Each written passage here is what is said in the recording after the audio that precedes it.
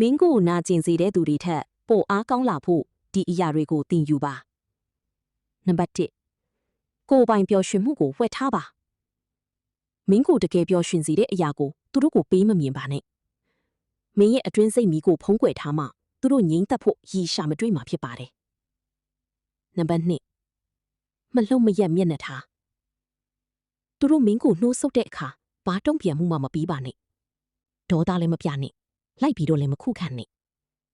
တည်ငြိမ်အေးဆက်တဲ့အကြည့်တစ်ချက်ပဲပြီးလိုက်ပါနံပါတ်3တားကောင်အဖြစ်မခံခြင်းသူတို့ကြောင့်နာကျင်ရရင်တောင်ကိုတနာစရာတားကောင်လို့တစိမ့်မကပ်ပါနဲ့ကို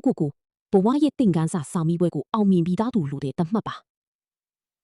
ဘဝရဲ့ចောင်းသားတစ်ယောက်ကိုဘယ်သူမှထိန်ချုပ်လို့မရပါဘူးနံပါတ်4ရှင်းပြနေတာတွေကိုရက်လိုက်ပါ